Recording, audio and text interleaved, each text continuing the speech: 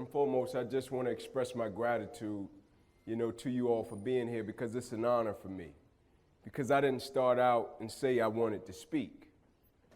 A certain number of events happened in my life and it landed me here. And so everything that I do, I approach it in a certain type of way. First and foremost, I respect it, but I almost died about 10 years ago. And I was fortunate enough to come out on the other side of that. And so when I came out on the other side of that, not that I didn't approach my life in a certain way before, but it just made me appreciate life that much more. And now I do things and I operate as if this was my last time doing this. If this was my last time speaking and I left out of this building tonight and something happened to me, how would I want people to report to my son, my daughter, and my wife on my behalf? And so every day I'm chasing something different. Every day the way I operate is totally different. And it's not about the product for me as much as it is about the process. And what I mean about the process saved my life. Meaning the way I go about my life and the way I approach certain things, it saved my life. It wasn't because I was this talented kid. It wasn't because I was this privileged kid. It was because of the way that I approached the process and the things that I understood about what the process can produce in my life. And I'm going to give you an example. It's not so much about when I played the game of football, it wasn't about the stats for me. It was more about me taking pride in coming out down after down, quarter after quarter, and dominating my opponent and basically imposing my will on him to the point to where he looked at his coach and said, man, I don't want to go out and face him again. Because I know not only is he going to beat me, he's going to have fun with it, and he's going to bring it every single play, every single quarter. That's a different type of pride. But to give you the backstory of how I became the individual that I am, I carry two things with me everywhere that I go. And I'm talking about everywhere that I go. I carry a football with me and I carry a bucket. And the backstory to the football is this. I got a good friend, a guy by the name of Eric Berry. He's in the NFL now. He went first round, fifth pick to the Kansas City Chiefs, one of the highest paid safeties in the NFL. Really talented kid. And so last year I went up to watch him play, and I get up to about 2 games a year, and I went up to watch him play, and they played against Seattle Seahawks. He went out, he played lights out. After the game, he came over to me and he had a football. And so he tossed me the football, and I caught the football, and as I was tossing it back to him, I said, man, what's that? He said, Ink, that's the game ball. I said, man, you keep that. He said, no, Ink, I'll get plenty more of those. He said, I want you to give that to your son. So I said, I appreciate it. And so I looked at the ball, and on it had the score 20-24 Kansas City Chiefs. Had Be Legendary on there. And it had the Bible verse Jeremiah 29:11. The next week, they went out to play against the Oakland Raiders. It got late in the game. My guy, he went up, he filled the gap, and he hit a running back. And at the point of contact, when he hit the guy, I knew something wasn't right. I didn't know what it was, but I knew something wasn't right. And so he came, he was jogging off the field. He got over to the sideline. They started touching, feeling around his shoulder area. The next morning, he called me. He said, big bro, did you see the game? I said, yeah, I saw the game, but what I did notice, you didn't finish the game. What happened? He said, yeah, because when I hit that running back, it felt as if I knocked something loose in my shoulder, and I got over to the sideline. They started touching and feeling, and they couldn't find anything, and so they're taking me to the hospital in Kansas City. I said, call me after you come from the hospital. He called me after he came from the hospital. I said, what did they say? He said, man, Ink, they told me they found a mass in my chest the size of a softball. I said, what did you say? He said, man, I asked him, can I still play Sunday? Beast, right? And he said, the doctors responded by saying, no, son, you don't get it. Like, this can be cancer. This can be serious. We got to send you down to Emory University to get some further testing done to see if this is cancer. They sent him down to Emory University. Getting testing done. He got diagnosed with cancer, lymphoma. Could no longer play in the NFL. Had to start going through chemo. Started losing his hair, started losing his muscle mass. But the thing that intrigued me about him, and the reason that I told people when they would say, Ink, are you worried about EB? I said, I'm not worried about him at all because I know EB the person and not EB the athlete. And so by knowing EB the person, I knew the character that he possessed. This is the same guy I watched leave chemotherapy, and he would leave chemo and go jump out on the track and run 400 meters after he left chemo. And he would be crying as he was running around the track, but the tears wasn't because he was in so much pain. The tears wasn't because he wanted to give up. The tears were because he couldn't kick it in gear like he used to. But this is the same guy when they diagnosed him cancer-free and he went back to the NFL, he returned back to the NFL a pound heavier. What is that? And it had nothing to do with the product, but more about the process, because the thing I believe in whatever you do, who you are as a person is way more important than who you are as an athlete. But I tell you that story to tell you this. Never take life for granted, because sometimes life doesn't send a warning shot. And if you're not who you're supposed to be, adversity is not going to say, man, I'm going to let you gather yourself and I'm going to come back. Opposition is not going to say, man, I'm going to let you get your stuff together and I'm going to be back. Like, I didn't know my life was going to change on September the 9th. I was playing football. I was doing the thing that I love. I was 8 games away from the NFL, projected top 30 draft pick, and I went out and made a tackle and found myself in the emergency room that night fighting for my life. But my mother had nothing to worry about.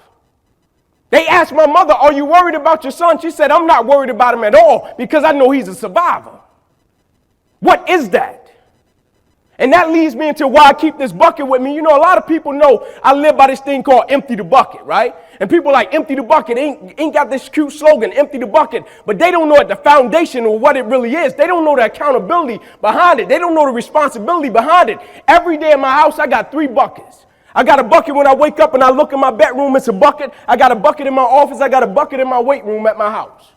And what that bucket stands for me, that bucket means I have to give everything I got to everything I'm involved in. And it has nothing to do with the product, but more about my personal standard of excellence never changes. And it doesn't depend on the circumstances. It doesn't depend on a situation. And it never depends on a person. I have a personal standard of excellence for my life. I just believe I deserve to give my wife the best version of me. I just believe I deserve to give my kids the best version of me. I just believe the people that I'm of service to on this earth, I deserve to give them the best version of me. And so I take a personal level of pride in everything that I do because I almost lost my life behind a game of football and God placed me on this path. And so now it's not even about me. Meaning, would you do what you do if the outcome wasn't attached to what you were doing? That's why I don't even get caught up with people that do things for money. I'm not impressed with how much money you make. You know the true level of wealth? You know the true measure of wealth? Is if they took all your money, what would you be worth then? I'm going to say it again so you can catch it. This to everybody that's chasing that greenback, everybody that want that dollar. If you got it and they stripped you of it all, what would you still be worth? And if you don't have the things that the process creates, you won't keep it anyway. You see, my mother had me when she was 15 years old, right? Over on the east side of Atlanta, we came up in this neighborhood by the name of Kirkwood, drug dealer on every corner, gang members in the neighborhood, 2-bedroom home, 14 people. Used to sleep on the floor. Got the opportunity to sleep in the bed one time out of the week. It was 6 of us in the bed, 3 at the foot, 3 at the head. And I came up with this dream pretty quick. I said, man, I want to go to the NFL because I had 8 uncles in that house, all 8 of which are still going in and out of prison. My uncle just got sentenced to 40 years in prison a couple of weeks ago. He just got done doing 8 years in prison, got out for 2 years. The 2 years he was out, got locked up 5 more times. Cops ran in our house on a regular. And so pretty quick, I said, man, I want to go to the NFL. And so I went to my big cousin tomorrow one night. I said, man, listen, I want to go to the NFL. And so we got to work for this thing. So the thing we're going to do every night, we're going to be patient. We're going to engage in consistent action. Every night, we're going to race light pole to light pole with no shoes. So every night we would get out on the street, race light pole to light pole. One night a coach came down the street. He signed me and my cousins up for organized sports, right? First time being in organized sports. We get in organized sports. The thing was, after practice, everybody would leave to go home. And I always had to sit on the bench and wait on my mother because she worked at Wendy's. And so when my mother would show up in the park, it would be about 10 o'clock, 10:30 at night. And so I'm sitting there, and when my mother would pull up, she drove an old Buick Regal, hubcaps off the car, seats torn up. The car was all beat up. And she would pull up in the park 10:30 at night. I would jump off the bench. I would sprint over to my mother. I would say, Mom, if you don't mind, can you please sit back in your car and turn on your car lights? I have to do some extra drills. I have to go to the NFL so you would never have to work another day in your life. And I knew my mother was tired. And every night, my mother would sit back in that car, and those car lights would hit that field. And here you had a 7-year-old kid doing backpedaling drills, running sprints, running laps, chasing his dream to go to the NFL. But just beyond those car lights, I could always connect with my mother's eyes. And so it made me dig a little bit deeper. It made me push myself a little bit further. It made me work a little bit harder. It created a certain level of sweat equity in what I was doing. It created a certain level of pride in what I was doing. You know why people quit? People don't have pride in what they do. You know why people stop? They're selfish, and it's just about them. But when you have a bigger purpose to why you're doing what you're doing and you want to honor the sacrifices that others have made for you, it's nothing for you to keep going when you hit adversity. And I'll never forget, one night I came off the field and I went over to my mother. I said, can you please introduce me to my father? I need to meet him. There's a certain dialogue that I need to have with him that I can't have sleeping on the floor with my cousins with roaches and rats. I need to talk to my father. Guy's name is not on my birth certificate. I need to talk to him. Can you set that up? She set it up. First encounter with the guy, shook his hand. I said, hey, man, how you doing? He said, hey, little man, I heard you could play ball. I said, I heard you can too, but here's what I need you to do for me. I said, I don't need any money. I don't need any clothes. The only thing I need you to do for me is pick me up every Friday night, work me out every Saturday morning. You can take me back home after that. Can you do that? He said, yeah, I got you. First Saturday morning, he woke me up at 4:30 in the morning. He said, little man, we're running 2 miles to this fire station, running 2 miles back home. I said, cool, let's do it. Every other Saturday morning after that, wake up 4:30, run 2 miles there, 2 miles back. One Saturday, I said, man, I'm going to beat him out. I beat him out to the line. I'm standing there. My father came dragging out of the house. He was walking really slow. And so my father came out and he walked right by me. And I looked up and he walked right by me and he looked up at me and he said, son. I said, yes, sir. He said, I want you to pull that other person outside of you today. And in my mind, I'm thinking it's not another person out here. What is he talking about? It's 4:30. It's dark. He kept walking. He looked up again. He said, son. I said, yes, sir. He said, I want you to pull that other person outside of you today. Yes, sir. But in my mind at this point, I'm saying, man, he's trying to talk his way out of this thing. So the third time he said, son, I stepped back. I said, listen, Pops, no disrespect. You have a job. I get it. You may be tired. I said, so you can go back in the house, you can go to sleep. It's no hard feelings, but you can't stop me from running to this fire station. I'm running whether you go or not. And he said, son, the thing I'm trying to get you to understand is this, Ink. Son, there is another person inside of you, son. The thing I'm trying to get you to understand is this, Ink. No matter how hard you work, there is somebody inside of you that works even harder. Says, son, no matter how dedicated you are, there is somebody inside of you that's more dedicated. Son, no matter how committed you are, there is somebody inside of you that's more committed. But the thing I want you to understand, there will come a point in time where you will hit a piece of adversity that's a lot tougher than you, son. And every day you get up, you will have to have a greater purpose for why you do what you do and to get up and keep going and executing whatever you do, son. That is what I'm trying to get you to understand. It's a lot bigger than running to the fire station. I'm trying to get you to push yourself to a point that you have never been to before. Because when you get to that point, you're going to propel to another dimension of your life, not another level, another dimension of your life. And immediately I got it. And it had nothing to do with me. Immediately I got it because I saw on down the line of what it could produce in my life. Immediately I got it. It wasn't because I wanted to be fast. I got what the product could produce. I got what getting up at 4:30 in the morning can produce in me and my family's life. And so I went to Crim High School, one of the lowest performing public schools in the whole state of Georgia. Dropout rate higher than the graduation rate. People didn't go to college. I went to Crim. My first day I walked through the doors. A metal detector cop said, what's your plan, little man? I said, my plan is to go D1. He said, nah, you'll probably end up in cell block D1. I said, nah, you got the wrong guy. He said, nah, you'll probably end up in cell block D1. I said, nah, you got the wrong guy. After my freshman year, my mother and father both came to me and they said, Inky, we're transferring you from this place. You got a scholarship at Tucker High School. They said all you have to do is come and play your next 3 years. They guarantee you a scholarship to Georgia. I said, please, leave me at one of the lowest performing public schools in the whole state of Georgia. It says, son, you have a scholarship. All you have to do is go and play your next 3 years. You will be the first one in our family to go to college. I said, please, leave me at Crim High School. I can get a scholarship from this place. Son, nobody goes to college from there. Please, let me stay here. I can make it from this place. They transferred me anyway. First football game, tore the ligaments in my ankle, out for the season, ended up in a wheelchair. Went back to my parents, will you please transfer me back to one of the lowest performing public schools in the whole state of Georgia? My pastor said, Inky, you really want to go there? He said, son, it's embarrassing. You go back there and you play against an opposing team. You all don't even have water bottles. You drink out of the opposing team's water hose. You want to go back there? He said, son, if I was to go to everybody in your family right now and ask them for $50 or $100, nobody could give it to me. And you really want to go back there? You have a guaranteed scholarship and you're begging to go back to a place where the dropout rate is higher than the graduation rate? Why do you want to go back there?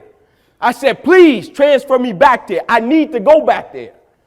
They transferred me back. First football game my junior year, break my collarbone, out for the season. And so the summer heading into my senior year, now everybody is looking at me like, you dumb. You went back to that place, you had a guaranteed scholarship. And you got hurt years back to back, and now no college scouts are coming to see you. And so the summer going into my senior year, we got blessed with a new coach. He came to me, I was done with football. He said, man, please come and work out for me. Just do one workout for me. I said, okay, coach, I'll come out, I'll work out. I ran a 40-yard dash. I did some cone drills. He came up to me after the workout. He said, son, what college do you want to go to? I said, man, I just want to go D1.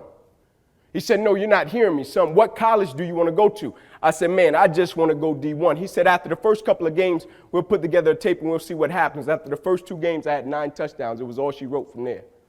But after that season, there were still 2 problems. I wasn't qualified to get into college, and I hadn't passed my Georgia high school graduation test. And so now scouts would come in and they would say, man, you're cute, you're fast, you're quick, you're tough, you can play football, but son, we're not talking about college. We're talking about you graduating high school. And I'm the type of person, if I tell you I'm going to do something, I'm going to do it. I might not know at that moment how I'm going to get it done, but if I tell you I'm going to do something, I'll find a way to get it done. I have that much faith in what I'm doing. I have that much faith in what I do that I'll get it done. And every college scout would say, no, Inky, it doesn't work that way. We can't offer you a scholarship. I said, please offer me a scholarship. And I'll never forget the day the University of Tennessee came in and a coach took a chance on me. And he sat down with me and he said, son, I want to offer you a full scholarship to the University of Tennessee. It was so crazy. I responded and I told him, I'm coming. And he laughed. He said, son, I don't even think you understand how the whole process works. I said, no, I don't think you understand. I said, you're talking to a kid that comes from a 2-bedroom home, 14 people. You're talking to a kid that every morning when I caught the bus, I would race to be the first one at the bus stop, and I would be standing there shaking my book bag and my jackets out to make sure there were no roaches and rats. So when I tell you I am coming, I am coming. You don't even have to waste the university's money. I don't have to see the campus. I don't have to see the city. You offer me a scholarship, I'm coming. He said, yeah, Ink, but I still want you to take an official visit. I agreed. I went up on a Friday night. I'll never forget, they took me to Calhoun's on the River. It's a restaurant in Knoxville, Tennessee. We come out, we got a host, right? And so the job of a host, they're supposed to show you a great time on campus, take you to parties, make you fall in love with the place. And so I come out with my host, and he said, Ink, there's a sorority party, there's a barbecue, and there's a basketball game. Which one would you like to go to? I said, man, if you don't mind, can you take me to my hotel? He said, what? He said, man, I don't know if you've ever been to a college sorority party. He said, well, boy, they get pretty real. I said, man, can you take me to my hotel? We pull up to the hotel. I'm getting out of the car. He said, wait, are you sick? I said, no, I'm not sick. You see, what my host didn't understand, that night at the Marriott, that was my first time standing in the bed by myself. Think I cared about a sorority party? Think I cared about a barbecue or a basketball game? I went up in that room. I called my boys back in Kirkwood. I said, man, y'all ain't going to believe this. I said, man, y'all boys got to go to college. They said, Ink, we might consider. I said, you get your own king-size bed. But the next day when I saw that coach, I thanked him, and I still do this until this day when I see him. I said, thank you, not only for changing my life, but changing a whole generation's life that you don't even know you touch. The same bike trail. I used to walk home with my wife on a bike trail. Me and my wife been at it ever since we were in the 5th grade. I used to walk home on a bike trail with my wife, the same bike trail that me and my wife used to walk home on, and this is Kirkwood today, not Kirkwood back when we grew up. The same bike trail we used to walk home on. A kid came home from the Army one day. He got on that same bike trail with his wife. They're walking down the bike trail. A 14-year-old walks up to him. A 20-year-old walks up to him. The 20-year-old looked at the 14-year-old and said, shoot him. 14-year-old put a gun to her head, blew his brains out for no apparent reason. So this was the environment that I was talking about. And so when I got back to Kirkwood, I went to everybody that told me I wouldn't make it. I went to that cop in that lunchroom and I said, I told you, you had the wrong guy. So now everybody's response was, Ink, why did you fight so hard to come back to Crim High School? You had a guaranteed scholarship across town at one of the top programs. Why did you fight to come back where the dropout rate was higher than the graduation rate, son? Why did you fight to come back to this place? And I said, you guys are missing a boat. I had a chance to ride an airplane once when I was in high school. It was to an all-star football game. And I'll never forget, I went in the bathroom on that airplane, and as I was washing my hands, I was going to leave, and there was a sign on the wall, and that sign said, as common courtesy to the person that's coming behind you, can you wipe the sink out and leave it better than you found it? Well, it's common courtesy to the generation that was coming to Crim High School behind me. I was about to leave that place better than I found it.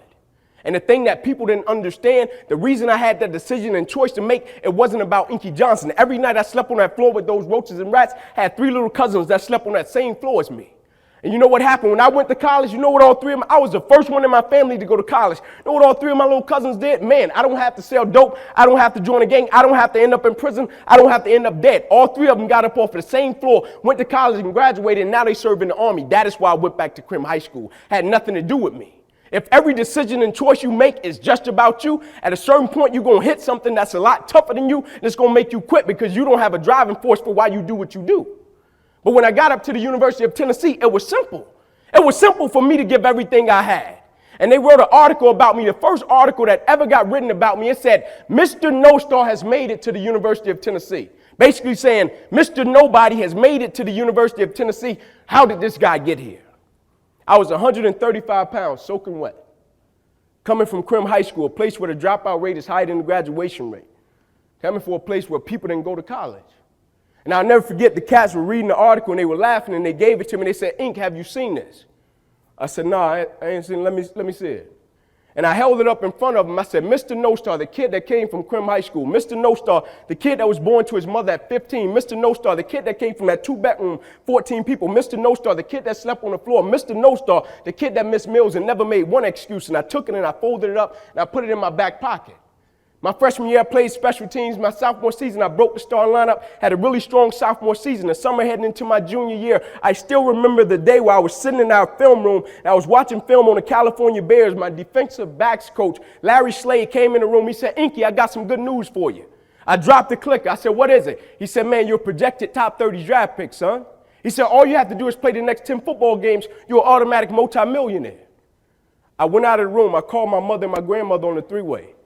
I said, after this season, there will be no more struggling. I said, we would never miss another meal. I said, we would never experience another Christmas where we had to stand on the side of the curb and just be grateful. And I hung it up. First football game, I went out, played great, got an interception, shut Cal down. Second game, we were playing against Air Force, got late in the game, fourth quarter, guy dropped back, he threw the ball to a receiver coming down my sideline. Me and the guy, we went head on. As soon as I hit the guy, I felt as if every breath in my body left. Body went completely limp, fell to the ground, I blacked out. Never happened to me before. When my eyes opened, I'll never forget, my teammates ran over, they said, Ink, get up, let's go. I said, I can't. I said, I can't move. They said, what do you mean you can't move? You're out of lockdown corner, man, we need you, let's go. I said, I know, man, but this time I can't move. The shock stayed in my body, and I'll never forget, as I was lying there, I flipped my head to the left, and the doctors and the trainers were running onto the field, and I flipped my head up to the sky. I said, God, I said, surely nothing is happening in this moment that can alter my life. I flipped my head back over to the left. They were bringing the spine board out. They put me up on the spine board. I said, God, they have to do that, right? I said, that's precautionary measures. The doctor was rolling me off the field. We get to midfield. I said, Doc, can you lift my right arm up? Because I couldn't feel it. That stuck me with all type of needles. Inky, can you feel this? I couldn't feel a thing. He said, sure, Inky, and he lifted my right arm up, and I raised my left, and I pumped it to the supporters. I don't like using the word fans. I think it's an arrogant term. Who might have called a person a fan? They pay to see you play. They're supporters. And I said, Doc, you can let my arm down. And as he was letting my arm down, I'll never forget, I looked in his eyes. I said, oh, yeah. I said, I'll be back. Never thinking that would be the last football game that I would ever play in my life. They rolled me to the ambulance. My father was waiting there. He had this look of concern on his face. I said, Pops, I got him, right? He said, yeah, son, but I think you got the worst part of this one, Ink. They got me over to the hospital. They took me back. They ran CAT scans. They brought me back into my room, and all in a 15-second time frame. I'll never forget, I was lying in my bed, and I flipped my head back, and I caught eyes with my father. And he went to take a step in, and he looked at me, and he said, no, I can't do it. And he walked out. My mother, she came in, she happy-go-lucky, she's smiling. She kissed me on my head. She said a prayer in my ear. She said, Ink, everything is going to be okay. And she walked out, and as soon as she stepped outside of the room, the doctor came running in from the opposite side. He said, hey, get in here. We got to rush this guy back to emergency surgery. He's about to die. I said, what? He said, son, you have busted up subclavian artery in your chest. You're bleeding internally. We have to rush you back, take the main vein out of your left leg, plug it into your chest in order to save your life. When I opened my eyes from recovery, the same doctor was over me. He said, son, had some good news and some bad news for you. I said, you got some bad news for me? I had to tell him I was about to die. I'm still alive. How bad can it get? I'm still here. He said, the good news is we saved your life. I said, thank you, sir. He said, the bad news is, Ink, you have nerve damage in your right shoulder. I said, okay, cool. He said, we got to send you up to the Mayo Clinic in Rochester, Minnesota. I said, okay, cool. He said, but son, it's a strong possibility that you probably can never play the game of football again in your life. I said, no way. I said, no disrespect to you, Doc, but I've been working for this ever since I was 7 years old. I said, no disrespect to you, Doc, but you wasn't in the park with me and my mother when I was 7 years old and she was sitting in that Buick Regal. She got done working at Wendy's. No disrespect to you, Doc, but you didn't come up in that 2-bedroom home, 14 people sleeping on the floor. No disrespect to you, Doc, but you didn't miss those meals and stay focused and never made an excuse. I never cheated. I never cheated. Like my conscience still until this day won't let me, like I can't cheat. I can't look myself in the mirror and say, Ink, you did a good job knowing that I cheated. I can't cheat. My conscience won't let me cheat. And I'll never forget, I said, man, no way my career could be over. I worked too hard for, I respected the game. I gave it everything that I had. There's no way that my career can be over. I said, send me up to the Mayo Clinic. Surely they'll tell me I can play again. They sent me up to the Mayo Clinic. The final meeting happened. It was me, my mother, my father in the room, and I'll never forget it. An interview prior to that meeting, a reporter came out and he said, Inky Johnson is going about this situation as if he knows something that everybody else doesn't. And we walked into this meeting and the doctors came in. They said, Ink, here's the deal. Let's get right down to it.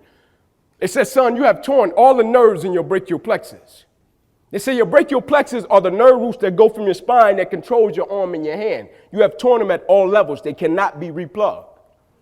They said, son, we hate to tell you, but your arm, it will never be the same again. Your hand, it will never be the same again. Your shoulder, it will never be the same again. Son, we hate to tell you, but you can never play the game of football again. As a matter of fact, we understand prior to college, you averaged 30 points per game as a point guard. Son, you can never play the game of basketball again. As a matter of fact, we understand prior to college, you played travel league baseball your whole life, played center field and batted cleanup. Son, you can never play the game of baseball again. As a matter of fact, prior to college, son, we understood you ran track. You ran the 100, the 200, the 4x1, and the 400. Your arm would never be in a condition for you to run track again. What do you do when all your options get taken away in an instant?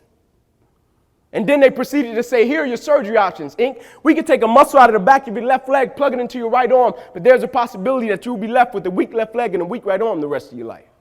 Or we can take a nerve out of your left arm, reroute it up through your chest, down into your right arm, but there's a possibility that you'll be left with 2 weak arms the rest of your life.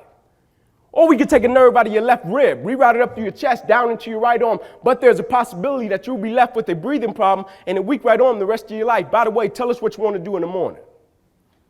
I was 20 years old. And the next morning I walked into the doctor's office. They said, son, what option did you choose? I said, no disrespect to you, doc. Cut me where you got to cut me. I know I'll come out of this situation okay. They said, cut with the cute talk. We're some of the best doctors in the world, Ink. We're the reason that you came up here. And so you have to choose an option. So tell us what option are you choosing and where do you want us to cut you? I said, no disrespect to you, doc. Cut me where you got to cut me. I know I will come out of this situation okay. And they proceeded to cut me 6 times down my left thigh. They cut me 1 time across my left shoulder, 1 time across my right shoulder. They cut me in my right pec and my right rib. They cut me from the bottom of my armpit all the way down to the bottom of my hand. They put over 350 staples in my body. They bandaged me from my neck down to my knees. And I still was in class that next week. When they gave me an opportunity to go home. And you know why I went to class? You know why I was able to go in that doctor's office and say, cut me where you got to cut me. I know we'll come out of this situation okay.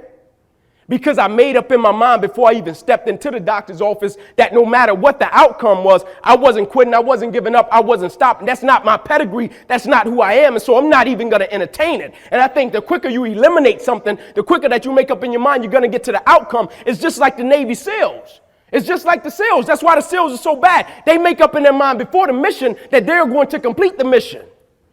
They make up in their mind before they set out on the mission, we are going to complete the mission, meaning if it does not kill me, if I get an arm injury along the way, a leg injury along the way, a feet injury along the way, if you do not kill me, you will not stop my drive. No petty adversity will not stop me. I have to complete every mission that I set out on. One of the greatest pieces of advice that my mother gave me was this: son, whatever you start, you make sure you finish it.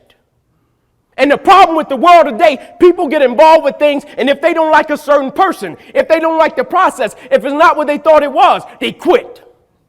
And what they don't understand about quitting becomes a habit that doesn't just affect you. Later on in life, when you get a wife and you get some kids or you get a family, it's going to come back to haunt you, and it will one day affect them.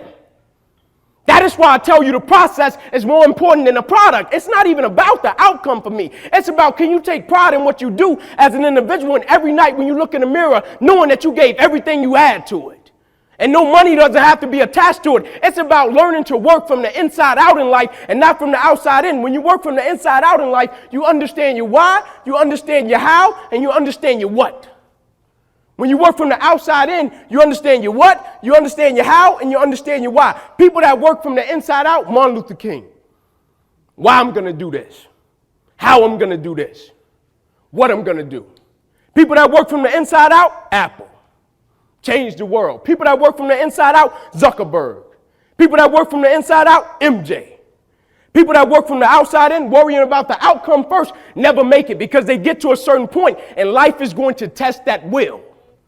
Every time. Life is going to see how bad you want what you say you want.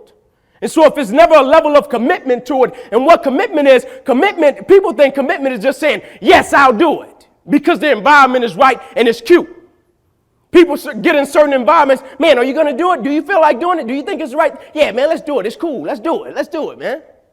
But what commitment is staying true to what you said you were going to do long after the mood that you have set it in has left. Meaning when you don't feel like getting up in the morning, you get your butt up in the morning, you do what you said you were going to do anyway. Meaning when you don't feel like sacrificing, you get your butt up and you sacrifice anyway. Meaning when you don't feel like being dedicated to it, you stay your butt dedicated anyway because you understand what the process will go on to produce later on in your life. It's not about the outcome. Eliminate the outcome. And we have to get to the point where we're willing to impose our will on certain things. Impose your will on it. It's just as if you were facing an opponent. Impose your will on it. Life will give in to you if it knows you're serious about whatever it is that you're trying to do. Life will give in to you. When I went back to school, I had to learn how to write all over again with my left hand. I've been right hand dominant my whole life. You think the teacher came up to me and said, Ink, I know you got a paralyzed right arm and you learn how to write again. We're going to give you a little leverage. We're going to let you take your time on these 30-page papers. No. Inky, here's your 30-page paper. I need it by tomorrow. And I had some great friends, but I didn't have one friend that was about to knock out a 30-page paper for me. I had to sit my butt in disability services and write that paper by myself. I had to learn how to tie my shoe all over again. I had to go up to people and say, man, can you help my roommates? Can you help bathe me, man? My life totally changed. And they gave me an opportunity to stop. And most people, when you give them an opportunity to stop while they're chasing something, they take advantage of it because they feel as if, man, why did this have to happen to me? I felt as if, why not me? This is the perfect opportunity to use this to be a blessing to somebody else. And you know what? It's not even about me to be truthful. It's not even about me. Now it's about repaying the people that invested in me and saw something in me when I couldn't see it in myself. Now this is the perfect time to give them a return on their investment. That's why I went on to get my master's degree. At a certain point in life, it can't just be about you. When do we get to the point where we start honoring the sacrifices that others have made for us? When do we get to the point where we say, Mom, I really appreciate those sacrifices you made for me, so I'm not quitting as a result of it. I guarantee you I'm coming out of Michigan State with a degree. I guarantee it. And it doesn't matter the outcome. It doesn't matter what I go through. I guarantee you. I went to my mother and I told her, I will never embarrass you. I will never quit because you sat in the park with me when I was 7 years old. So it's not even about me having a paralyzed right arm. It's not even that deep. The reason I wake up and live my life the way that I do, because I understand somebody is looking to me for my passion. Somebody is looking to me for my zeal. Somebody is looking to me for my energy. And somebody is looking to me every day to keep going, just like somebody is dependent on each of you. It's not about you, man. Blessings don't come to you. Blessings flow through you. And the moment that you understand that, you will realize your existence is not just about you. It's a lot of people that paved the way for you to be in the position that you're in. Honor that. Have a certain level of pride in what you do. Take pride in what you do. If your last name is on something, you should operate a certain way. You shouldn't just do it just to do it. I don't understand how people do that. How can people get up and just go through the flow in life? How do people do that? Like, I can't do that. When I look at my son, I can't say, son, I just got up and I flowed through life today. And he looked back at me like, Dad, you just flowed. No, I can't do that. I can't tell my wife, baby, I just flowed through life today. When I look at my wife, I tell her, no matter what happens in our life, no matter what we go through, you're going to be straight, you're going to be straight, you're going to be straight. You'll never have to worry about a thing. My kids will never see the life that I saw when I was a kid. I'm promising that. And they're not seeing it right now. They will never see it because of who I am, and I understand who I am, and I know I'm a go-getter. When it boils down to it, I'm a go-getter, and I'm a flat out go and get it. And nothing will not stop me from getting it. A lot of people, they have to be chasing something, or it has to be a reward attached to it, or they seek some type of validation, or they need some type of encouragement, a pat on the back to say, man, you're doing a good job. When you tell me I'm doing a good job or not, I'm going to give everything I got to everything I'm involved in because that's just the way I'm cut.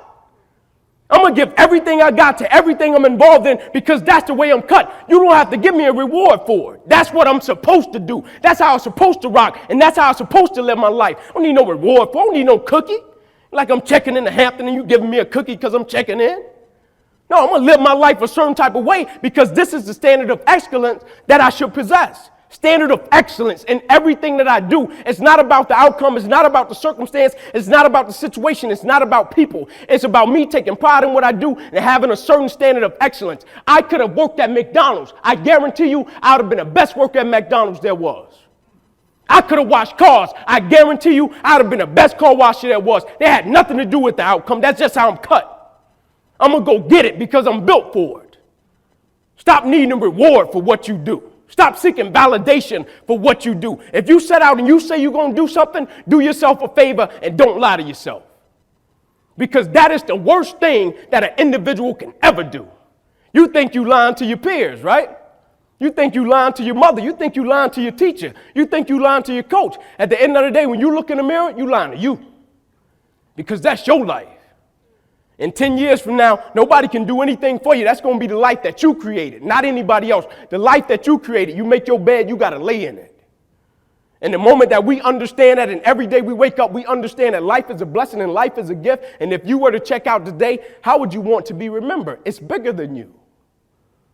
We have to elevate to that point where we keep that standard, we keep that expectation in everything that we do and understand that it's a lot bigger than us. Us doing everything that we do is a lot bigger than us, and we want to leave a legacy in everything that we do. People just want to be good. People just want to look cute doing things.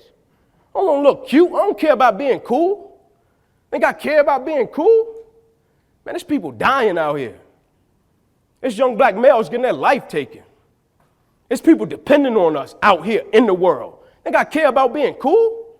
I would rather somebody look at me and say, man, that cat came from the hood in Atlanta. His mother had him at 15. He came from a 2-bedroom home, 14 people. He slept on the floor with roaches and rats. He missed meals at night. His arm got paralyzed while he was in college chasing a dream. He was 8 games away from the NFL. He almost lost his life. He was back in class the next week. He went on to get this bachelor's degree. He went on to get his master's degree. That's cool. That's who I want to be like. Because he never gave up. And I don't plan on giving up anytime soon. As a matter of fact, I'll go on record right now on tape to tell you I'll never give up, regardless of what may happen, because I'm chasing something different. And it's not about the product, it's about the process. It's about me understanding, me going at things a certain type of way, what it's going to build and instill within me that's going to sustain me for the rest of my life. That is what it's about. That's my time, young people. God bless you. Wish you nothing but the best. I want you to focus on here right now. Don't you worry about when you get home. You concentrate on this opportunity. You don't worry about tomorrow. You concentrate on this opportunity with all